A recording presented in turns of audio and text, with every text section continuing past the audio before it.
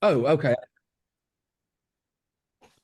Hello, hello, hello. Welcome to the Revenue Management Roundtable Educators session. We're going to wait here for a minute to see, to just let people come in before we get started. We'll give it maybe, 3 or 4 minutes. Feel free to come say hi to us in the chat. Tell us where you're coming from. Tell us, feel free to tell us about your portfolio. You guys are all here to hear this, but this is recorded. So if you know someone who missed it, we'll be hosting this on the Wheelhouse YouTube. We'll be posting it on social media. You'll be able to access the recording if you wanted to go back and, basically be like, I heard something that was really great, or I really want to go talk to that person. Maybe they can help me out with my own revenue. But yeah, send us a message in the chat. Tell us where you're coming from. We're excited to have a great conversation with you. If you haven't seen our other revenue management roundtables, they are hosted on the Wheelhouse YouTube. We've been doing this roughly every month with revenue managers all over the country. A lot of great conversations and, way to kind of commiserate on what's been going on in revenue. Ciao, Tuscany. It's late there, huh? What time is it for you, Bart? For me, it's 8 p.m. in the evening, so it's the end of my working day here in Belgium. Yeah, it's past the end of my working day. If it were me. I know, I'm like, why are you even here? No, I'm just kidding. Like, Yeah. we're glad you're here, but it's dinner time. That would be dinner time. Hi, Whitney. Yeah, Henry. it should be dinner time. It's a good thing you guys in Belgium drink really nice beers during lunch. Not only during lunch. Not only during lunch. Oh, yeah, we got some Florida people, we got some Panhandle people coming in. Oh, South Africa. Well, that's a nice, yeah. Look at that. Argentina, all over the world. Up there. And oh, who's Dallas? Right here. Don't you love the snow today? Hey, Rick. Good to see you. Got a really good group. Feel free to let us know what your portfolio is like too. How many units or whatever. How long you've been in the business. We may not address it, but someone will, the AI will know, so you can get better advertising later. Awesome. So we'll give it one more minute and then we'll get started here. For anyone who's coming since I said it, this will be recorded. We'll be sharing it out. It'll be in the same place with the rest of our revenue management roundtables. This is kind of a special session for us. We've brought on the revenue management educators. So these are all people who work in some kind of revenue consulting situation. So working with a lot of different clients, a lot of different portfolios. We will also continue to do sessions like this periodically, in addition to our normal one where we bring in a lot of direct property management revenue managers. Okay, so welcome everyone. Why don't we get started? We're going to start with some introductions here, and then we're going to jump into kind of what's been going on. If you don't know who I am, my name's John DeRoulet. I'm the head of onboarding and revenue management at Wheelhouse, which is a dynamic pricing and revenue management platform. I've been a revenue manager for 10 years and really look forward to talking with all these interesting folks. Delanie, would you like to start us off with introductions? Sure. I'm Delanie Schulze. I am owner of Elite Revenue Generation Team. I've been doing revenue management for vacation rentals for about 13 years now. Started way back when it was mostly just you set your rates and for each season and you let them ride, and there wasn't really much up and down changing. When I entered the industry back then, that was the first time that the account I was working with, which was Wyndham Vacation Rentals, they were just dabbling into dynamic pricing, and been doing that ever since. And I'm based out of Dallas, but I have lived, my husband was in the Air Force, which brought me to Florida, which is where I started in vacation rentals, managing 3,000 unit portfolios there. And then as that company grew, we expanded across the country. So I've kind of dabbled in all different markets and help smaller property management companies that need help in really a full service revenue manager.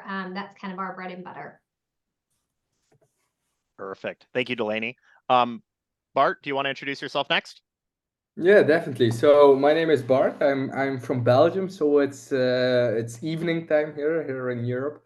I'm the founder of Automizer. So Automizer built a ranking management solution tool which automatically updates and optimizes ranking to make it more easy and accessible for revenue managers to start working with a listing that's always on top. So that's our tool we offer, but next to that, we also offer our revenue management service for companies who can't like work with the data we offer them regarding ranking optimization. And we have a portfolio in Europe, we have Dubai, we have the States, so we're a bit all around. So that's me. Perfect. Thanks, Bart. Jasper? Hey, what's up, everybody? I am Jasper. I'm the host of the Get Paid for Your Pet podcast. I manage revenue for our company FreeWild, and I also co-founded a company, Overnight Success, where we have courses and consultancy services and revenue management services for our clients. Awesome. Thanks, Jasper. And Benny? Yeah, no, John, thanks so much, man. It's it's so cool to be on a webinar with John. No, I kind of got into revenue management consulting at kind of the scale that we're at now by meeting John and Andrew from Wheelhouse and helping them build some tech and getting to know them. And it's been just so cool to watch the growth of both of us. But no, I founded Revan Research, I guess kind of officially a few years ago. I got into the industry kind of, I guess, right. I didn't realize that, Delanie, right about when you did 12, 13 years ago, but it could have been 15. It could be 11 with COVID. I can't quite put all the years together anymore. But I started down in Isla Mujeres, right off the coast of Cancun. We scaled up pretty quick there to about 220 units really quick, and really built that from a revenue management standpoint of growing what I call vertically. And that's kind of how we attracted our growth and our acquisition there. And yeah, just throughout the years, sold that business and have been consulting mainly down in the Panhandle until the last few years, where now we're kind of across the country. Really use Wheelhouse a lot, leverage key data a lot there with our methodology, and really trying to build the bridge between tech stacks. Like, how do you like OTA or Automizer? Like, how are we going to build and look at the data and make it digestible for our clients? We do anything from just standard consulting, where if you just kind of are looking for something big picture, something to kind of drive the ship, we can just step in, organize, automate, help with your data, make sure settings in a pricing tool are good. We also have the done for you. Our bread and butter more is probably in that hybrid role of guiding the ship, guiding the big picture, and letting that methodology flow down to the property manager. Through our data, through our sessions, through our meetings, we try to educate and train inside the pricing tool. They can, so that basically the clients can handle kind of the individual, what I call bottom up units, where we're also driving the ship that way. And we're seeing a lot of success. We're kind of all across. I think we're in every time zone now, but our rule is now you can only talk in Central Time, since me and Rebecca and most of our team is down there. It's just too complicated. But no, thanks again. I'm so happy to be here. What a great group of people we have together. Awesome. So just so you all know, we're going to have a great conversation. We're going to start out by talking a little bit about the trends we're seeing. We're in kind of an interesting time period. We're coming out of winter, which I think for some people has been kind of interesting. We're in a little bit of a lull before spring. I want to talk and hear what you guys' opinions are, what you're seeing for spring. I've been hearing a lot of interesting stuff, and talk a little bit about what you're talking to your clients about on how to treat summer this year, particularly coming out of last year. Now, you are all welcome to put questions into the chat. I'm not going to promise we'll address them, but depending on how much time we have, or if the question's particularly interesting, we may do so. But for now, let's just start with what is your kind of assessment of the winter? What have you been seeing from your clients, and what have you been telling them? And how does that kind of like set you up for how is that changing as you go into the spring? And why don't we start with you, Delanie? Yeah, so winter's been very interesting. It's definitely, we're still continuing to see that last minute booking window, the booking window really shorten, especially for clients that held their ADRs. You know, some of the markets have been coming off of really high ADRs that the owners really love to see, and have been very hesitant to drop those. And what I've noticed is partners that have been more aggressive on reducing further out have actually ended up better from a RevPAR standpoint with occupancy and ADR when we get into the travel window. And it's really interesting because it's been tough conversations to have with some owners who have, you know, really gotten used to some of those higher ADRs. But we're also seeing, you know, most markets have increase in inventory. And so the consumer really has the upper hand these days on being able to, you know, get the pick of the litter in terms of inventory, because there's a lot more of it out there, which means we have to get more aggressive on ADRs. That's kind of what we're seeing in my markets. That makes sense. And while we're doing this, feel free to mention the markets that you're thinking about, just so people have an idea. Jasper, do you want to tell us a little bit about what you've been hearing from the people you work with? Yeah, I think the winter has been a little slow, especially in the northern markets in Canada. Not so much in other markets, like more to the south. We've seen pretty consistent numbers compared to last year. I think, a couple things is for the people in the northern markets, like they're kind of shocked a little bit by the performance right now in January, February, even March is still pretty slow. But the pacing for the summer, pretty much like starting May all the way through August, September, is actually looking really good. So I think for a lot of those lines, I think in the summer we'll be able to make up more than what they're kind of losing or what they kind of lost in the winter. So one thing that I think we have to be careful for in those markets are just because it's slow now doesn't mean that we should lower all of our pricing for the rest of the year, because we might actually end up 2024 in those markets specifically might actually end up being much better than 2023, even though the results so far year to date have been a little disappointing. That makes a ton of sense. Ben, do you want to talk to us a little bit about what you're hearing? No, for sure. Yeah, I agree with everything that's been said. You know, I think we had some trouble in ski markets just because it's tough to revenue management's already hard enough, and you start having to be a weatherman too. It gets pretty difficult. That was kind of tough. Seeing a lot of what Delanie and Jasper said. I think that booking windows are shrinking. You know, I think that I don't think that we are helping ourselves there as an industry. I think that what Delanie said, holding ADRs higher. It really was not as big of a deal during COVID, during the year after, but now with inventory increasing, the consumer does have the upper hand. I mean, they truly do. So we really are talking more. We've been talking, and if you're just coming on with us, you're hearing the same thing that you're hearing in our meetings, is we're really working on driving further out bookings by solid ADR, realistic ADR pricing. John, I love how you say it, and I can't remember if you say it, build the rate or build the book. Base of business. Base of business. That was it. I say it this way, you know, we get so worried about leaving money on the table that we forget we don't have a table yet. Like seriously, and we're getting there. Yeah, and we're getting there. And we just with a couple clients, large clients that in multiple markets, you know, we got rates down in the summer. We got rates down in the spring. And we're seeing constant booking activity. We're seeing constant velocity there. It truly is a price game. I think that honestly, we're definitely doing quote unquote revenue management. We're doing a lot more budget management, maybe to be said that way, of looking at booked nights, looking at ADR, and really, I call it a left to sell report. I want to know how many nights I've got available. What's my current ADR? And if I multiply that out by like kind of an occupancy percentage, that's way too much revenue. No way I'm going to hit it. And we're looking at things that way, trying to back in to people's budgets that way, because most of our budgets are based on individual homes. And so if we're hitting budgets at the top line, we're moving that down to the homeowner.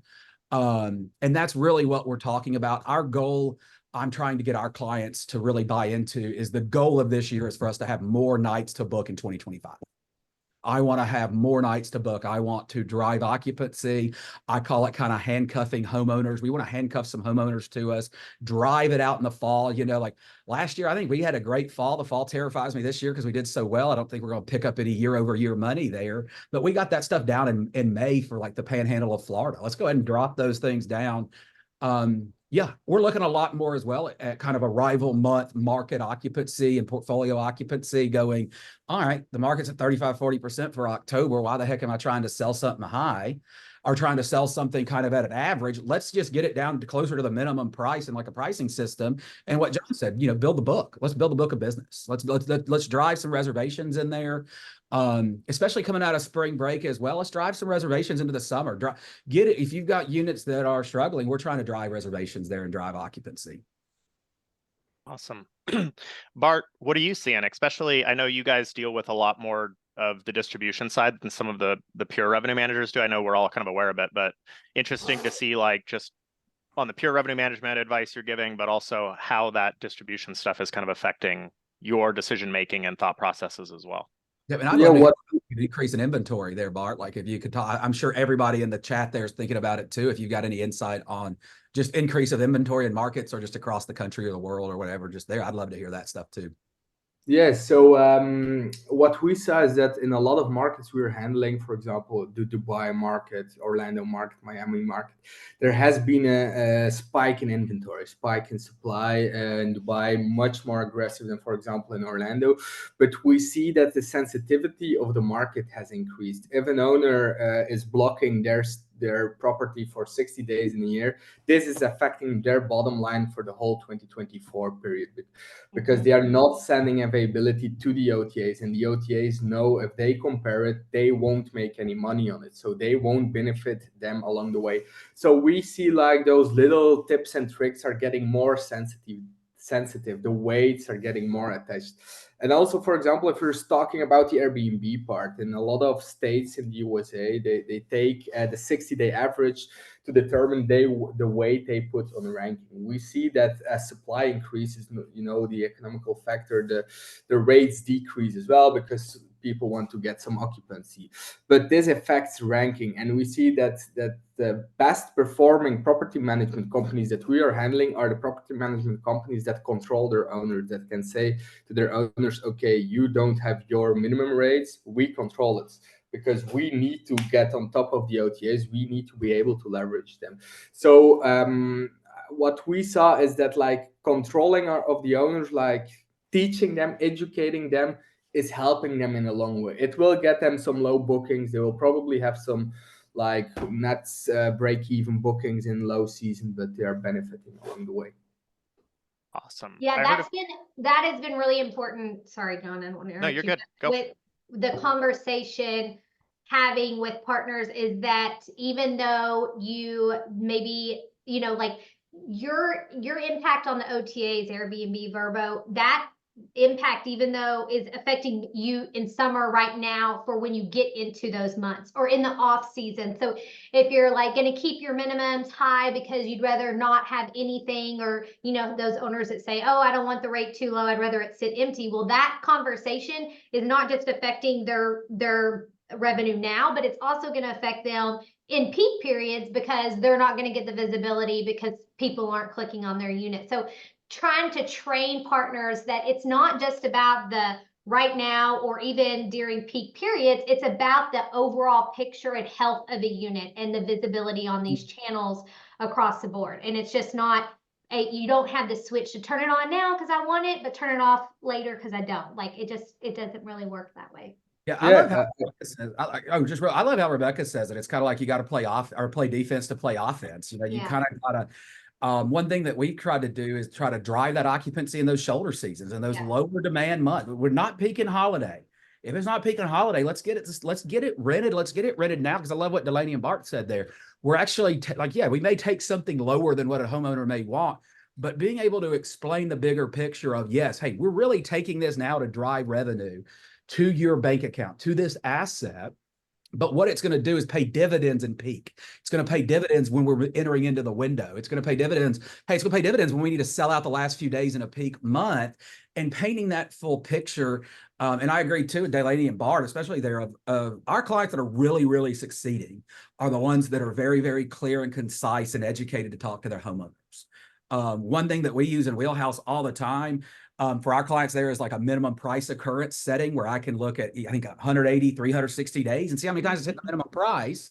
Yeah. And then also too, Wheelhouse will surface, and I don't know about Price Labs or beyond, but they will surface what the price actually would be from the Wheelhouse model by itself. And you're able to kind of paint a picture for the homeowner going, hey, you want 400. Hey, right now they're selling it like 320. Is this $80, or can we go ahead and just sell this at $300 and get it sold? And painting that picture of a total revenue number, of a total kind of holistic approach to it, I think is where we're seeing the most success as well. Yeah, I agree, Ben. Maybe to jump in what you said, Delanie, what we try to educate always our partners we work with is that like low seasons are there to build high season revenue. Low seasons are there to build your visibility for high season. We originally started in the hotel space in Europe, Bruges, very high demand, but January, February is really the lowest. It's 60% for some markets, that's a lot, but for the hotel space in Bruges, that's not a lot. So the low season months was all about minimizing financial losses, just minimizing it, making sure it's only like a couple of €1,000 you lost. But it was even more important to build like high season prices, high season demand, high season even bookings to try to get either repeat guests or just to get the visibility done. So that's something important we always try to push to our partners. And then just one more thing real quick to kind of tie into this. I kind of had this, I don't know if you want to call it a theory or a business principle. When I was a property manager, we kind of made the decision that high season was for the homeowners, and we're going to push rate and we're going to push rate as much as we can, but that's their time to make like truly good revenue. That's where we keep homeowners. That's where we rent 4th of July. We don't let it sit open. We're going to take care of that. But shoulder and low season, we really made for us. We wanted to drive occupancy. We controlled our homeowners really well. We really established ourselves as kind of the revenue managers of our area. It was only a 7-mile island, so it wasn't that hard. But really using shoulder and low season to drive margin into your business. It's not just preparing. It's great to paint this picture for an OTA and to really kind of pay dividends when we come into peak, but also too renting these things low rates and driving turns. And shoulder, if you've got margin in your turns and reservation fees and damage waivers, build margin into your business in shoulder and low season. Build that revenue, build that cash flow up. That was always kind of my opinion, and then it just kind of flows down or it flows up to what Bart and Delanie and we were talking about. Jasper, did you want to comment on this before I turn us to another kind of topic of conversation? Yeah, I think one thing to keep in mind too is that every person that comes through your doors could be potentially a customer for lifetime, right? They could come back, they can tell their friends about your place. So I think if you focus on like really delivering a world-class experience, then everybody who comes through the doors, not just that money that you're making on that specific booking, that could lead into future bookings as well. So I think that's something that you want to definitely tell your homeowners as well, that there's additional opportunity with everybody who comes through your doors. I think you point to something that's actually really, really interesting there, because everything said here is really important. Like low and shoulder, you need to develop transactions on your listings in order for the OTAs to show them. So you're building up for your high season. If you have vacancy, there's nothing to lose by posting any rate, really. Like if you're not booked, then it's all incremental. And then what Jasper says, I think, is going to become more and more important over the last couple of years. Amy Hinote has been talking last year about how marketing is going to be important again. The last few years, demand has been so high. The OTAs really crawled in, and people, a lot of new people came in. They've been leveraging the OTAs. And some of the things that were really big when I was first in this industry, sales managers, reservation managers, building your database of your own clients, that stuff kind of went away for like 5 years, but it comes back every time. Every shoulder season booking you make is a potential customer that you don't have to pay an OTA fee on for a high season when you talk to them. And I think a lot of people really haven't retackled building up their own database of their own customers and doing their own kind of marketing outreach to like further increase that booking. And I think that'll become a theme that gets bigger and bigger. And your shoulder season helps, right? These are people who might travel last minute, or who are within driving distance, or blah, blah, blah, blah, blah, and might need a place. Kind of following up on this conversation before we move into what you guys are thinking for summer, I do want to clarify a few things. There's been a few good things we could talk about, but one of them is, I heard you say that, there's kind of the mixed signals. It's been a little tough early in the year, but we're hearing good stuff for summer. Those people who are doing well are the ones who haven't held such high rates.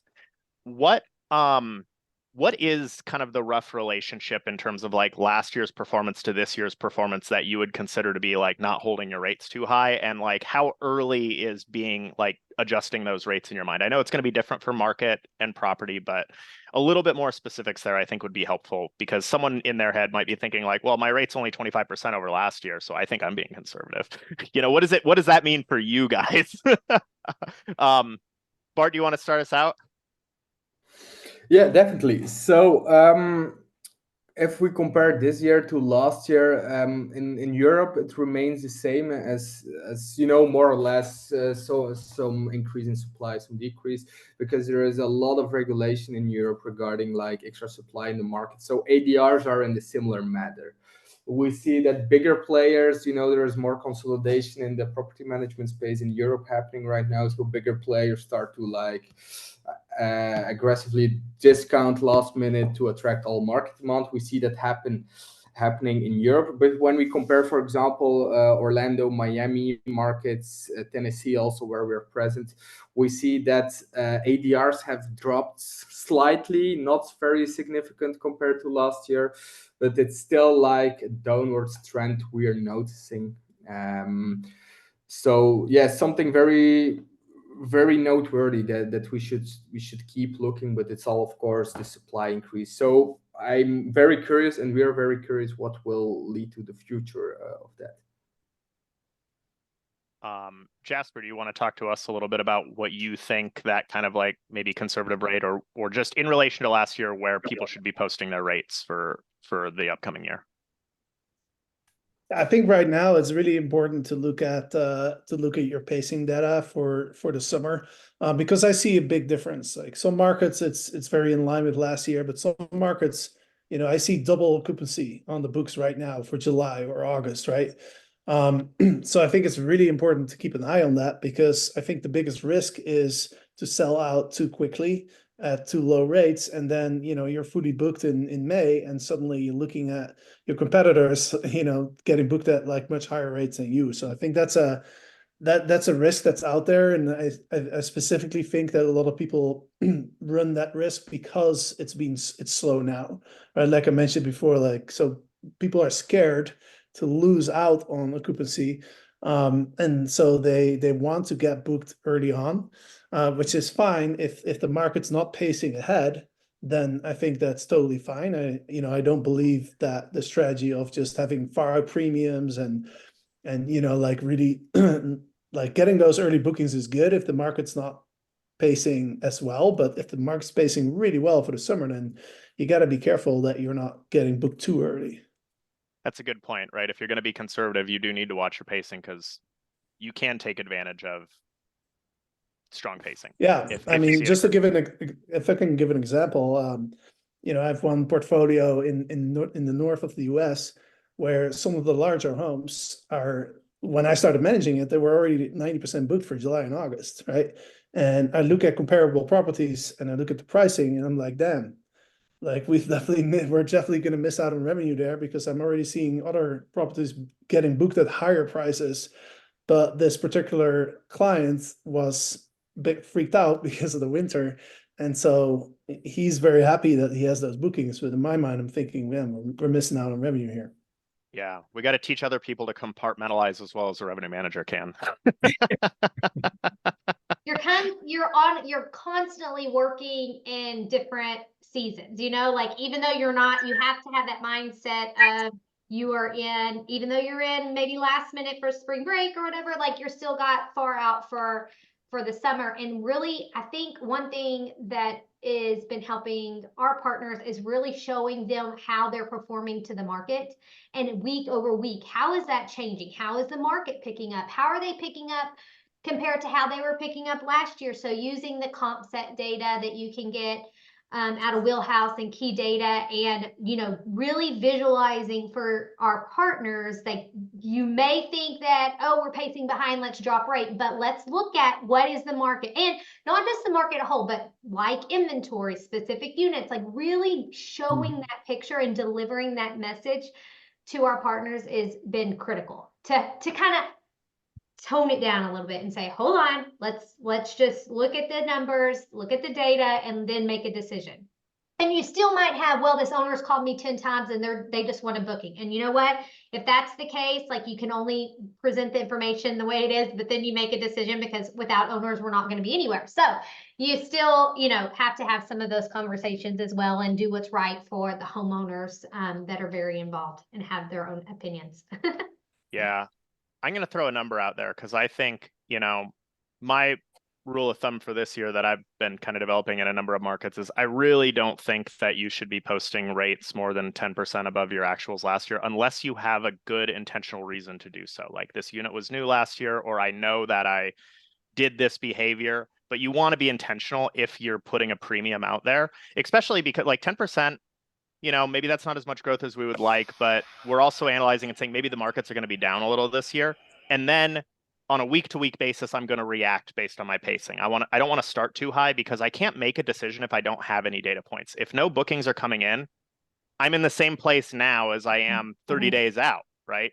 But if I'm making transactions, even if they're a little low, I can start developing my viewpoint of what is going on in the market and reacting. And I've talked to a ton of customers this year where we looked at their rates and their like this year and their actuals last year, and there'd be like a 20 or 30% difference. And like what Bart said is like, you're basically telling the OTA I don't want to sell, and you might even be damaging your prospects when you do have a competitive price, because you've already told the OTAs you're not really interested in selling the product at a reasonable price. So this isn't going to apply to everyone, but my rule of thumb is like, if your prices are more than 10% over how you actualized last year, especially in stabilized properties, you probably want to look at your strategy again and decide if you are willing to take as much risk as you are taking. Now, or just look at your pacing. If you're pacing fine, then maybe you're fine. But that's kind of like the start of the questions you ask yourself is like, where do I look on this calendar right now? Ben, did you want to comment on this kind of topic? No, for sure. We kind of approach it the same way, maybe just a little bit from maybe just a little bit different angle. I think it's what everybody's saying is, I think the first step to this is deciding your risk profile. Now, that could be a risk profile for you as a business owner. It could funnel down to different segments in the portfolio where you have owners like Delanie's talked about. Hey, we're going to sell this for $800 where it can sit empty. That could be a segment. That could be a risk profile of this guy just doesn't care. But deciding what your risk profile is, because it's kind of bleeding what Jasper, John, and Delanie all just said, is it's like you can get nervous for underselling and get anxious about underselling, but at least you have occupancy and maybe you can build the rate, or you can hold rates high and be anxious that it's not booking. So at some point, we're going to be anxious. And at some point, we've got to be proactive about looking at pacing. And so risk profile to seasonality and segmentation. From a seasonality standpoint, just briefly, our methodology is we're going to protect peak and holidays, and we're going to rent the heck out of shoulder and low.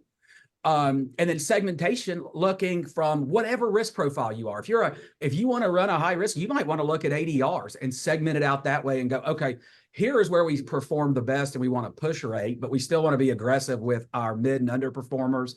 But I think segmentation and that risk profile there, and John, it's kind of what you said a lot too, and I think everybody has. It's like when you get these underperforming units year over year, it's time to take a step back and realize what is the goal here.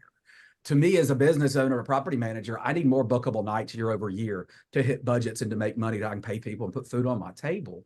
And so I think looking at it from a different perspective there is a little bit different, but also isolate those underperformers. You've got something that didn't perform well in the summer and it's sitting there underpaced, rent it.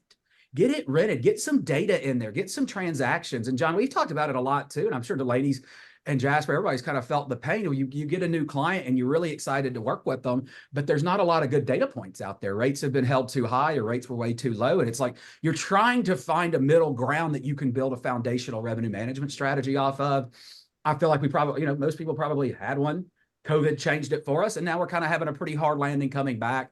Let's get back to what we did. Let's risk profile it out, segment it out, look at your seasons and make a plan from there.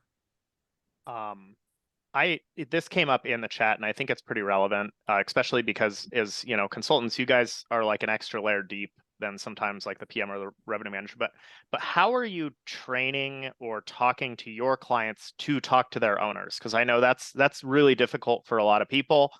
How do you approach that with your clients? How do you support them in that? Would love to hear a little bit more. Maybe you can start us off, Delanie. I knew you were going to check. So this is something that's always going to be there. Owners are always going to be there. Owners are always going to have their own opinions, and it's, navigating those is can be tough, especially with owners that are highly involved and some that are just as much in the data as we are and looking at comp sets and looking at rates. And, I always work with my partners just to, if the owner is very visual, let's give them a visual of how they're doing to the market, how they're doing year over year, whether that's a graph or the data or the actual numbers. Like I choose to be open with those conversations with my partners so that they can be open with and be equipped with the information to talk to that owner.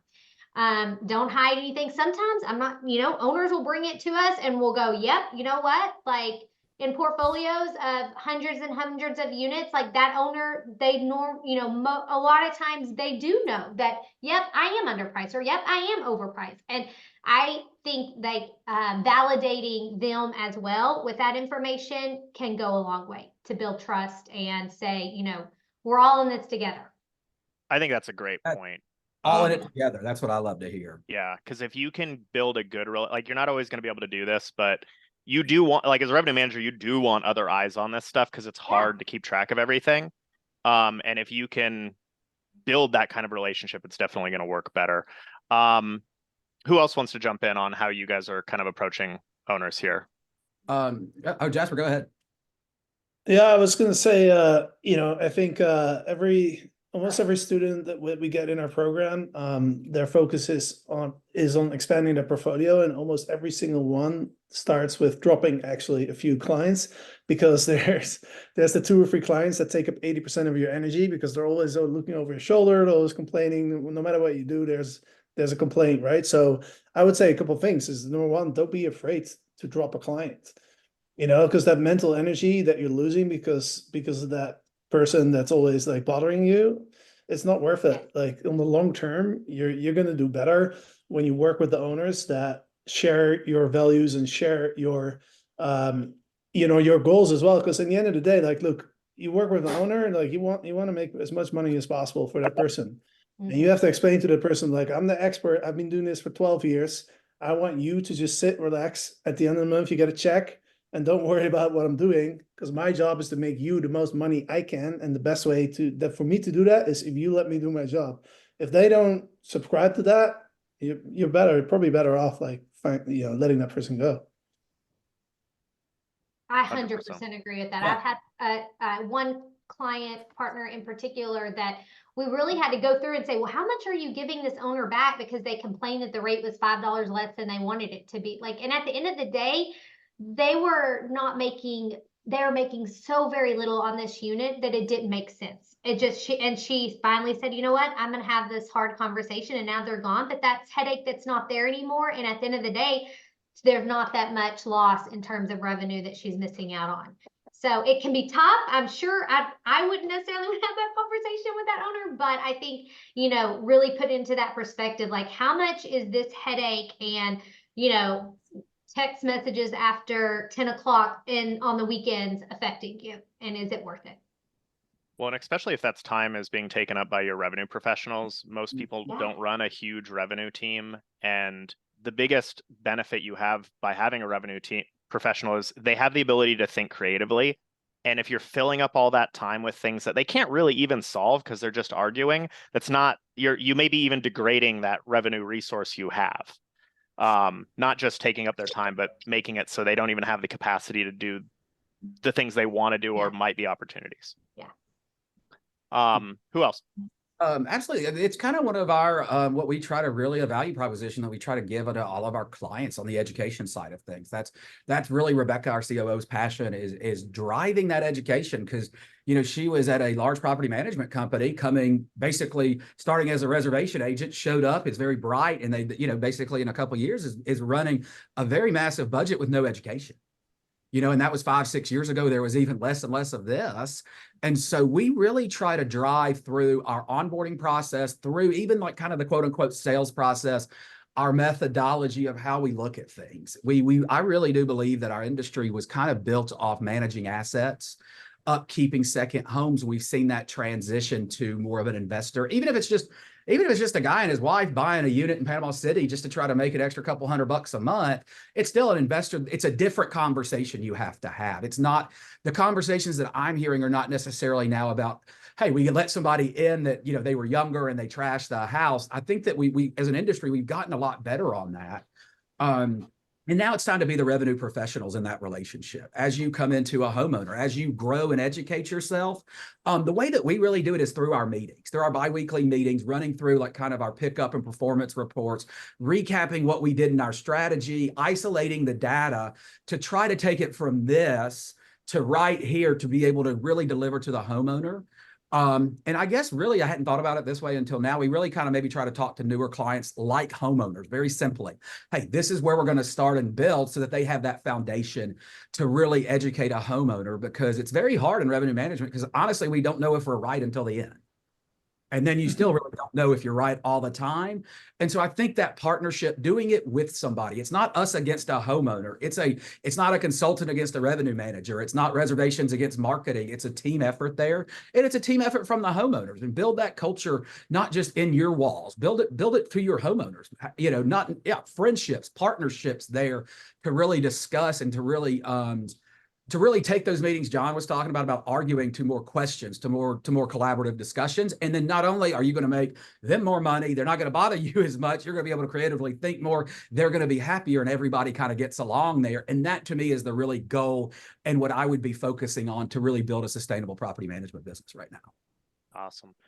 Bart, did you want to comment? And then we'll move to talking about what you guys are talking to your customers about for spring and summer. We'll talk about the future revenue.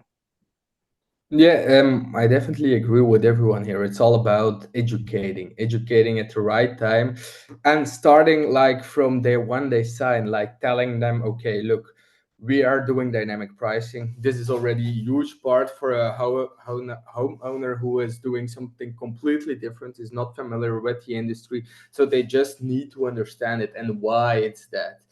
And we always, when we have owners who contract with us directly, we tell them, okay, do you get why if you book an airplane, you get a different price on each day? Then they get it. But sometimes they have their ID for a hotel or for a property or for a villa.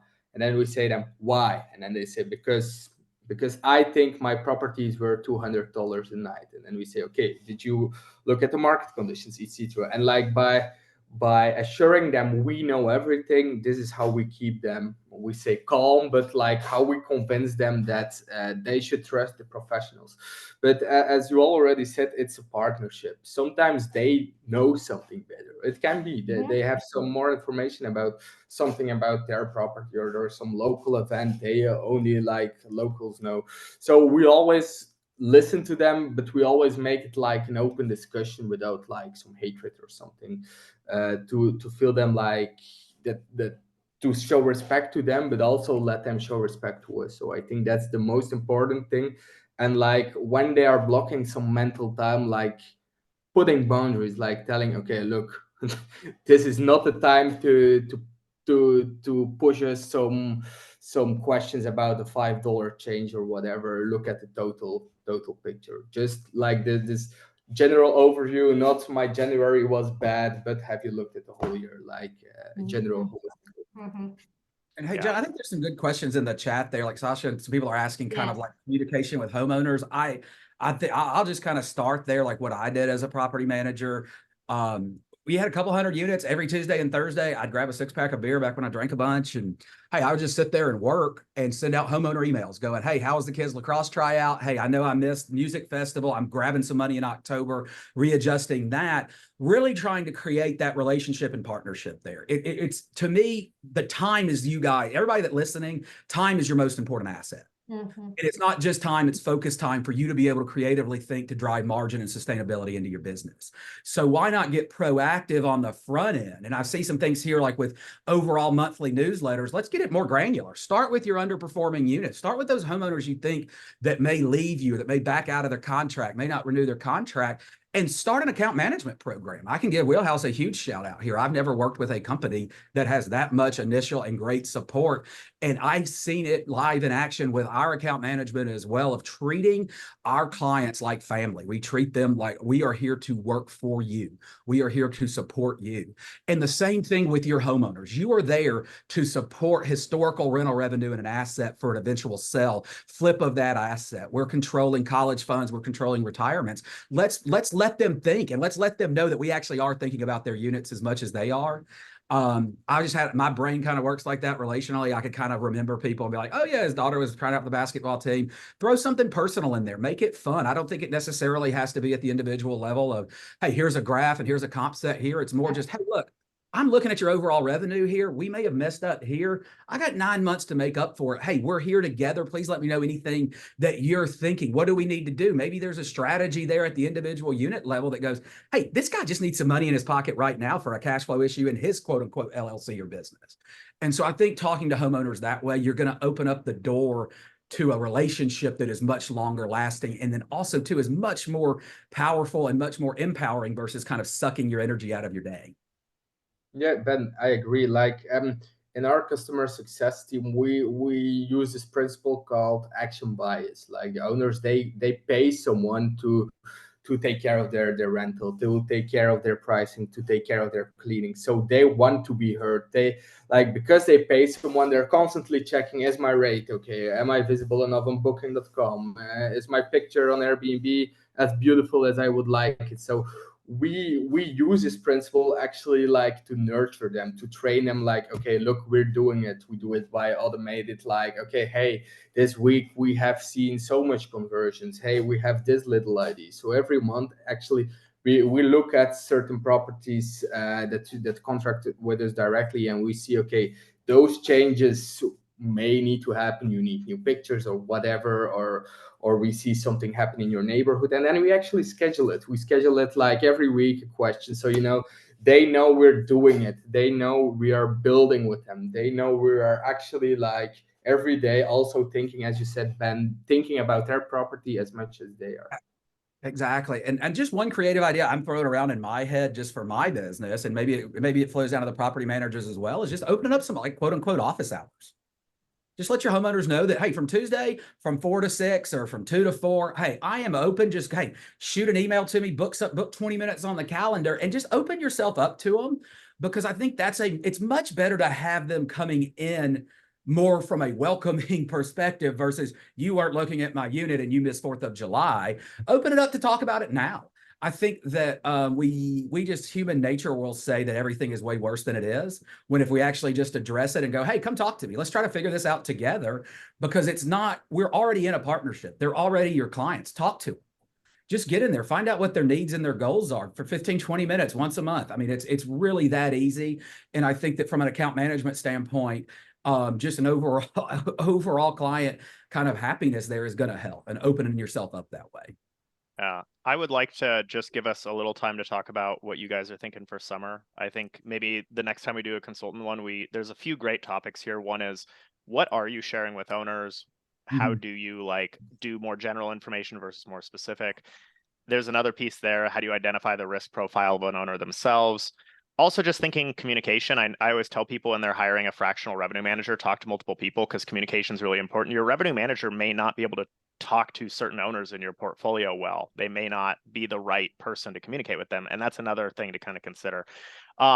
You're welcome, when we go back around the horn, to bring something up that was on your mind. But if you have a moment, let's talk about, what are you coaching your clients on coming into the spring, coming into the summer right now? And Jasper, do you want to start us out? Yeah, actually, what I'm working on with my clients right now is getting their OTA listings at the top, really, really optimizing those listings. The challenge that I see with a lot of clients where the listings are not optimized, you can have the best revenue management strategy, the best pricing strategy. If you have a 4.6 rating on Airbnb, your photos don't have captions, you're not really selling your place well, it's not going to work, right? So there's a lot of updates that Airbnb released recently. You can do a Wi-Fi speed test. You can add lots of detail to the amenities. Like, there's a lot that you can put on the listing now, and there's a reason that Airbnb has introduced that. And right now, like, there's so many listings out there that you're going to get lost if your listing is not completely optimized, right? 5 years ago, you can get away with it, but right now you cannot get away with it. And you really have to take those listings serious and really ask yourself, from a booking funnel perspective, of, like, why would somebody click on my listing, right? If I was a guest, like, would I click on my own listing? Does that photo look attractive or not? What are your best selling points? Look at your reviews. What are your previous guests talking about? Maybe grab a couple of reviews and put them as a caption on the photo. right? And really highlight the best aspects of the experience, and also have the mindset of like, how do you visualize the experience that people can have in your space versus just showing the space, if that makes sense, right? I think that's really, really important, especially going into high season. That can really increase your revenue if your listings are stand out and are just top notch. Awesome. Yeah, that makes a ton of sense. Bart, do you want to follow up? I know you're also distribution. You have some thoughts on distribution too, but let us know what you're just thinking in general. I know a wonderful solution for those issues, yes, Jasper. I know. Hey, I'm setting you up, bro. As I said, it's all about like building yearly long, like those optimized listings. It's very important to do the basics, to get the proper descriptions, etc. But it's all about something we're pushing very actively is every book window has a specific guest's profile, guest perspective. Every like guest segment per book window is different. Something we see in the data, but it's key to like nurture or like tailor your listings towards those guest specific people are searching for. For example, if you're located near Disney, some people are looking 6 months in advance. Those people are like accounting school holidays, have to book their planes. You know, it's a whole journey to book the trip. But if you're those are the majorities families, little children, you know, so they are more like searching for keywords like children, perfect for families, all those kind of things. But if you then look more closely to arrival and shorter book windows to the Disney properties, we see that the guest profiles searching are more couples going on a romantic getaway to Disney, or young couples like going for an early, I don't know, pre-wedding thing. So those keywords, if you then advertise perfect for families, you know, you're scaring those people away. They're not ready for family. No, but it's like, it's all about getting the perfect form or like the perfect version of your listing on the perfect moment in time. And maybe to tailor on that one, Jasper, what you said, optimizing listings is key. It's no one cares about your price if you're on page 104 and no one even goes there because people get lazy. The time they scroll on booking Airbnb is shortened very immensely since COVID. But it's to optimize that, it's also very important to look at cross OTA. It's not just about optimizing your Airbnb, but think differently. How will your rate and parity or your rate parity impact your bookings of tomorrow? So we always advise, just if you want to do it yourself, look at all the OTAs together. Booking.com knows perfectly what your first picture on Airbnb is. If they see it is a better converting picture than they have on Booking.com, why would they put you higher? So it's all about seeing the bigger picture. That makes sense. Who wants to go next? I don't know, me and Delanie need to work on setting ourselves up like those two did. Yeah, definitely. Delanie, you're more welcome to go, or I can go. Either way is fine with me. Well, I was just going to say, and at this, I know somebody had asked about length of stay. And I think that's one thing that I know for my partners has come up a lot is in the summertime, kind of getting away from that 7-night length of stay. And really what we've seen is even though they may drop their length of stay, it's not necessarily meaning that the customer is booking that short length of stay, but it's getting the units more visibility than keeping that length of stay high. So that's one thing that I would encourage everybody to look at is, you know, dropping that length of stay if you have those restrictions, but understanding that that doesn't mean you're going to get a 3-night reservation, that you still might get a 7-night reservation, but you're getting more visibility on these channels. And just any barriers to booking that you're putting on your customers is just going to drive your listing visibility down. I just want to comment on that because I think that's a really good idea. And really, there's a big theme here around really focusing on optimizing this distribution because of the competitive nature of the listings. When thinking about those length of stay things, it's like, just keep in mind in your own, if you search for a short stay, it just makes anything with a longer length of stay unavailable.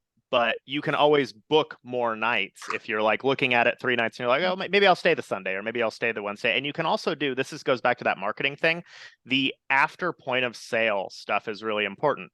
Back when I was at Stay Alfred, we used to contact people, like we would just generate a list for our reservations team every day of like, hey, go offer these people an extra night at 50% off because I can't sell the loan Saturday or the loan Thursday or the loan Monday, and starting to think about these ways you can, maybe they're a little bit more manual at first, and then maybe you eventually build tools to support it, but you can think of ways to that are maybe more analog to just continue to drive revenue. And when you do that, do you do it when you send them the check-in instructions? Do you do it right after the point of sale? There's a lot of little opportunities there, and they're opened up by doing kind of what Delanie says, which is reassessing these restrictions. Yes, and we have a really good tool where we go and look too for trap nights, because a lot of owners have created their own trap nights right now further out by having length of stay restrictions. So I think that's also very important. Just double check to make sure you're not even allowing a unit to book because of those restrictions or trap nights. Yeah. Yeah, maybe I wanted to comment on what you said, John. So we have actually researched those ways, like if you're staying and you want to stay another night, you get a 50% discount. If you offer such things, it's actually benefiting your review score.